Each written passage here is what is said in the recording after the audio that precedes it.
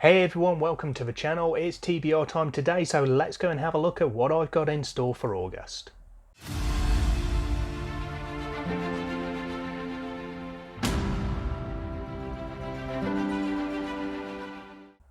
So I don't tend to do too much in terms of buddy reading, but I've managed to set myself up for August, kind of by accident for the most part. So I've got an ongoing buddy read of the Expanse series that I'm going to be continuing, and then 3 more that have dropped into my lap, so to speak, for August. So we're going to start off with my SPFBO reads. I've got 2 more left in store, and then I will finish my obligation there, my commitment reading for the competition.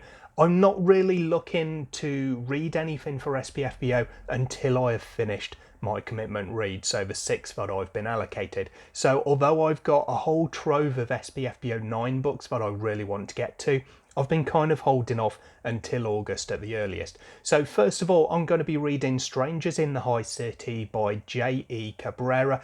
This one, actually my friend Chad, the hiking reader, has decided that he was going to read. So because it's on my radar anyway, it's in my allocation for SPFBO 9, we're going to read it together. Now, when I originally went through my allocation, I wasn't able to say much about this one because the synopsis that I was able to find wherever I looked on Amazon, Goodreads, any other retail or review sites, the synopsis didn't really say much, but the author did contact me on Instagram when I mentioned that, and he's given me a few more details which have since been updated. So this one says the lunar gods have abandoned their children. In their absence, the world has grown cold. The Covenant, a nation that was meant to unite dwarves, elves, and humankind, is broken. Gareth is a farm boy in search of adventure, Ulrich is a dwarf who has finally earned his place in the Covenant, and Ruxan is a stable hand on a mad quest for revenge. It's a tale of battles fought with politics and magical blades, where each step brings humans, elves and dwarves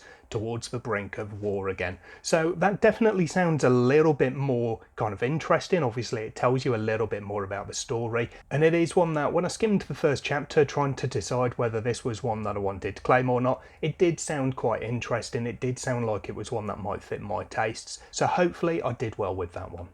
And then the remaining SPFBO 9 title that I've got is To Steal the Sun by S.M. Carter. This one is again one that I'm going to be buddy reading. My friend Patrick Ryan has got this on his list, so we discussed a buddy read and we're going to do that in August. This one is a heist fantasy in an Eastern inspired setting. It looked and sounded pretty cool, so I was glad that I was able to bag this one from our long list of 30 titles allocated to Team Bookboard. In this one, an assassin is forced to put together a crew to pull off an elaborate heist, and that crew includes a cunning smuggler, a young rogue, and an enchanting thief. And I do like a fantasy heist, so I've really got high hopes for this one. If it's done well, this could really be a winner for me.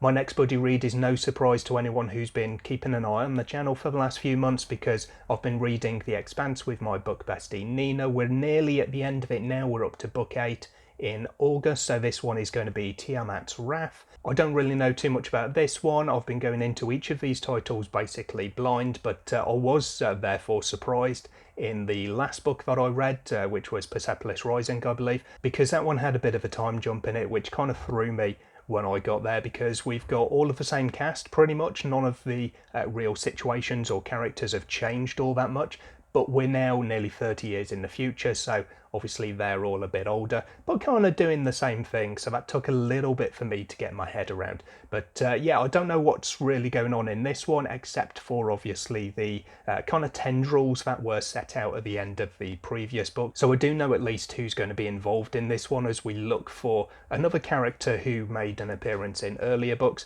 but we haven't seen for a little while. So again, that's going to be interesting. I'm hoping that it's a return to form. I've got some friends who've read the full series and say that the last 2 books are really good, so fingers crossed we're going to really enjoy this one as well.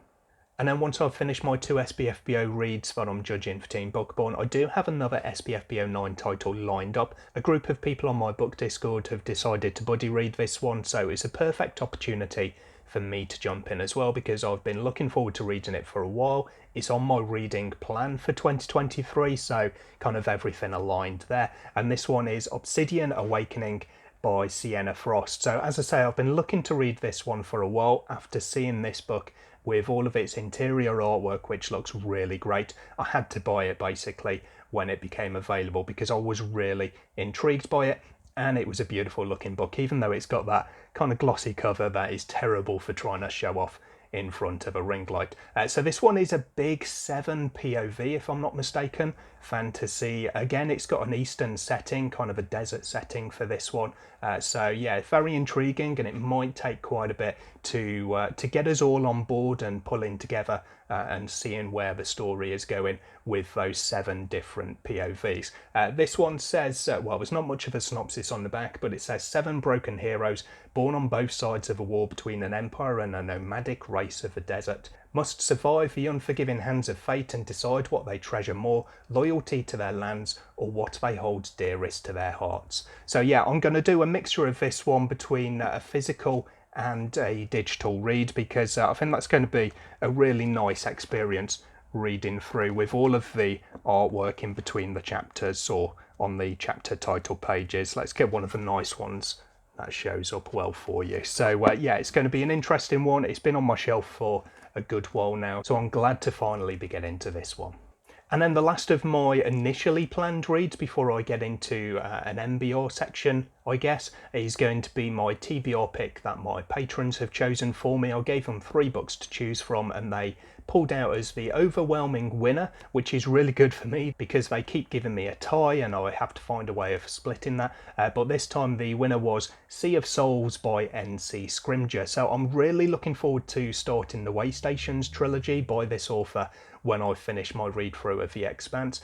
But surprisingly, I'm now going to be starting off with her fantasy series instead of that being my first experience. This one is an upcoming new release. It comes out on the 4th of August and it's maybe a little bit different to a lot of what I have been reading.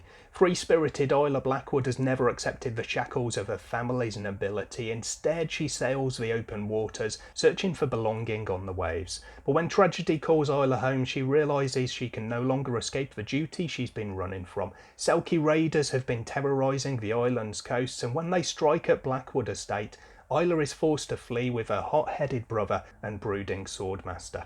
To avenge her family and reclaim her home, Isla will have to set aside old grudges and join forces with an exiled Selkie searching for a lost pelt. The heirloom might be key to stopping the bloody conflict, but only if they can steal it from the island's most notorious Selkie hunter, the Grand Admiral himself. Caught between a promise to the brother she once left behind and an unlikely friendship with a Selkie who should have been her enemy, Isla soon realises that the open seas aren't the only treacherous waters she'll need to navigate. As enemies close in on all sides, she must decide once and for all where her loyalties lie if she wants to save what's left of her family and find the belonging she's been searching for. So lots of people are really looking forward to this one. I'm definitely one of them. I can't wait to get into it, and I'll find out what it's all about very soon. So then I said about the MBR section of it, I've not really got anything specific on this, but I haven't really dipped into the MBR part of it recently. It's been literally just the TBR, the to be read, rather than the might be read that I typically do tend to go for. That's because I've had my commitment reads, so they've been taking up much of the month and not leaving me too much time for the mood reading aspect that I normally go for. So I do have a couple of titles. I think the main one that I'm probably going to go for if I have the time at the end of the month, depending on how long this selection takes me, I do have an arc of Talon's Sister by Jen Williams. This one comes out on I think the 12th of September, so I've got a little bit of time at the start of the following month as well if I do want to read it and review it before it comes out. I've heard some pretty good things about this one. I really do like the cover on it and where it's got the kind of the sewn effect for the entirety of the cover. I think it really looks quite cool. So looking forward to this one. I haven't read anything from Jen Williams in a long time. I did read The Copper Promise, and that's literally all I've experienced from her back catalogue, but looking forward to this one and seeing what it's all about. Outside of that, I'll probably dip into the TBR jar. I'm not going to pull one out on camera here because I'm not sure that I'm going to be able to fit one in, especially if I do decide to go for Talon's Sister once I've finished this selection.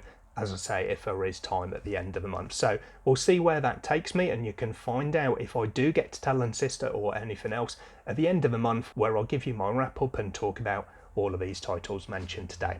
So I'm hoping for some really good reading in August. Hopefully you'll have some as well. Let me know in the comments down below what you're looking forward to picking up next month. I'll hopefully see you in the next video sometime soon, but until then, as always, take care of yourselves, read some good books. Bye for now.